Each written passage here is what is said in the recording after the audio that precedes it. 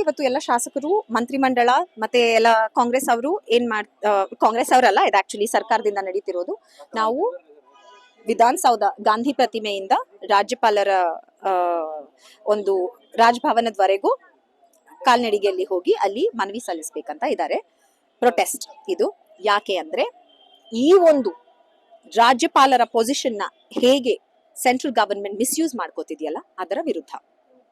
ಇದು ಬರೀ ನಮ್ಮ ರಾಜ್ಯದಲ್ಲಿ ನಡೀತಿಲ್ಲ, ಡೆಲ್ಲಿಲಿ ನಡೀತಿದೆ, ಎಷ್ಟು ರಾಜ್ಯಗಳಲ್ಲಿ, ತಮಿಳ್ನಾಡು ನೋಡಿ ಯಾವಾಗ್ಲೂ ಕ್ಲಾಶ್, ಇವತ್ತಿಂದ ಅಲ್ಲ ವರ್ಷಾನ್ಗಟ್ಲೆಯಿಂದ 2-3 ವರ್ಷದಿಂದ ನಡೀತಿದೆ. ಅಲ್ಲಿ ಪ್ರತಿಯೊಂದು ವಿಷಯಕ್ಕೂ ರಾಜ್ಯಪಾಲರು ಕಲ್ಲು ಹಾಕ್ತಾರೆ, ಒಂದು ಒಳ್ಳೇದ್ ಮಾಡಕ್ ಹೋದ್ರು ಕಲ್ಲು ಹಾಕ್ತಾರೆ. ಈ ರೀತಿ ಮಿಸ್ಯೂಸ್ ಮಾಡ್ಕೊಳಕ್ ಸ್ಟಾರ್ಟ್ ಮಾಡ್ತಾರೆ. ಇದನ್ನ ನಾವು ಸುಮ್ಮನೆ ಇದ್ದಷ್ಟು ದೇಶದಾದ್ಯಂತ ಆ ಒಂದು ಸರ್ವಾಧಿಕಾರ ನಡ್ಸಕ್ ಹೋಗ್ತಿದ್ದಾರೆ ಬಿಜೆಪಿ ಕೇಂದ್ರ ಸರ್ಕಾರ. ಸಂವಿಧಾನದ ಮಿಸ್ಯೂಸ್ ಮಾಡ್ಕೊಳ್ಳೋದಕ್ಕೆ ಮೇಡಮ್ ನಾವಷ್ಟೇ ಅಲ್ಲ, ನೀವು ಮೀಡಿಯಾದವರು ಸೇರ್ಕೋಬೇಕು. ಸರಿಯಾಗಿ ನೋಡಿದ್ರೆ ಇದು ಕರ್ನಾಟಕಕ್ಕೋಸ್ಕರ. ಜನ ನೋಡಿ, ಬರೀ ನಾವ್ ಮಾತ್ರ ಪ್ರೊಟೆಸ್ಟ್ ಮಾಡಿಲ್ಲ. ನಿಮಗೆ ಗೊತ್ತಿರ್ಬೇಕು, ಮೊನ್ನೆ ಹಿಂದ ಸಮಾವೇಶ ಆಯ್ತು, ಒಂದು ದೊಡ್ಡದಾಗಿ ಪ್ರೊಟೆಸ್ಟ್ ಮಾಡಿದ್ರು ಅಲ್ಪಸಂಖ್ಯಾತರು, ಹಿಂದುಳಿದ ವರ್ಗ, ದಲಿತ ವರ್ಗ. ನಮ್ಮ ಚೀಫ್ ಮಿನಿಸ್ಟರ್ ಮೇಲೆ 7 ಕೋಟಿ ಕನ್ನಡಿಗರ ಒಂದು ಆಶೀರ್ವಾದ ಇದೆ. ಅಷ್ಟು ಜನ ಸಿಎಂ ಜೊತೆ ನಿಂತಿದ್ದಾರೆ. ಕರ್ನಾಟಕದಲ್ಲಿ ಇಂತಹ ಒಂದು ಅಸಂವಿಧಾನಿಕ ಇದನ್ನ ನಡೆಯೋದಕ್ಕೆ ನಾವು ಬಿಡೋದಿಲ್ಲ. ಇವಾಗ ಅದೇ ಪ್ರೊಟೆಸ್ಟ್ ಮಾಡ್ತಾ ಇದೀವಿ, ಹೋಗ್ಕೊಡ್ತೀವಿ.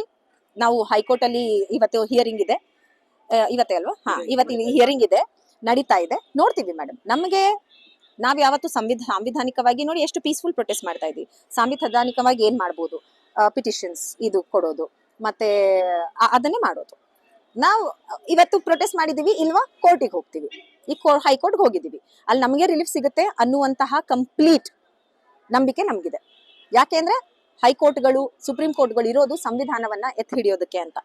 ಸಂವಿಧಾನದ ರಕ್ಷಕರವರು. ಇವತ್ತು ಹೈಕೋರ್ಟ್ಗೆ ಹೋಗ್ತೀವಿ, ಅಲ್ಲಿ ನಮ್ಗೆ ರಿಲೀಫ್ ಸಿಗುತ್ತೆ ಅಂತ ನಮ್ಗೆ ಕಂಪ್ಲೀಟ್ ಕಾನ್ಫಿಡೆನ್ಸ್ ಇದೆ. ಆದ್ರೆ ಇದನ್ನ ಎಕ್ಸ್ಪೋಸ್ ಮಾಡ್ಬೇಕು ಈ ಒಂದು ಗವರ್ನರ್ನ, ಆ ಒಂದು ಕಾರಣಕ್ಕೆ ಈ ಪ್ರೊಟೆಸ್ಟ್. ರಾಜ್ಯಭವನಕ್ಕೆ ಹೋಗ್ತಾ ಇದ್ರಿ ಇವತ್ತು. ರಾಜ್ಯಪಾಲರ ಗಮನ ಸೆಳೆಯಲಿಕ್ಕೆ ಸುಮಾರು ಅವ್ರ ಮುಂದೆ ಬಹಳಷ್ಟು ಕೇಸ್ ಪೆಂಡಿಂಗ್ ಇದೆ. ಅದನ್ನ ಬಿಟ್ಟು ಸಿಎಂ ಅವ್ರದ್ದು ಒಂದೇ ತರತುರಿಯಲ್ಲಿ ಅವರು ಅನುಮತಿ ಕೊಟ್ಟಿದ್ದಾರೆ. ಸೊ ಎಲ್ಲರೂ ನ್ಯಾಯ ಒಂದೇ ಇರಬೇಕನ್ನೋ ಕಾರಣಕ್ಕಾಗಿ ಅವ್ರನ್ನ ಗಮನ ಸೆಳೆಯಲಿಕ್ಕೆ ರಾಜ್ಯಭವನಕ್ಕೆ ಎಲ್ಲ ಹೊಟ್ಟಿದ್ವಿ. ನೋಡೋಣ ಏನಾಗ್ತೈತಿ. ಇವತ್ತು ಮನವಿ ಕೊಡ್ತೀವಿ. ಒಂದ್ ಕಡೆ ನ್ಯಾಯಾಲಯದಲ್ಲಿ ಹೋರಾಟ ಇದೆ, ನ್ಯಾಯಾಲಯದಲ್ಲಿ ಆಲ್ರೆಡಿ ಪ್ರಾಸಿಕ್ಯೂಷನ್ ಅನುಮತಿ ಕೊಟ್ಟದ್ದು ಹೋರಾಟ ಮಾಡ್ತಾ ಇದೀವಿ. ಸೊ ಇನ್ನು 4 ರಾಜಭವನದಿಂದ ಅನುಮತಿ ಸಿಗಬೇಕಾಗಿದೆ. ಕಾದ್ ನೋಡೋಣ, ಹೋಗ್ತಾ ಇದ್ವಿ ಎಲ್ಲರೂ ಕೂಡಿ ನೋಡೋಣ ಏನಾಗ್ತದೆ.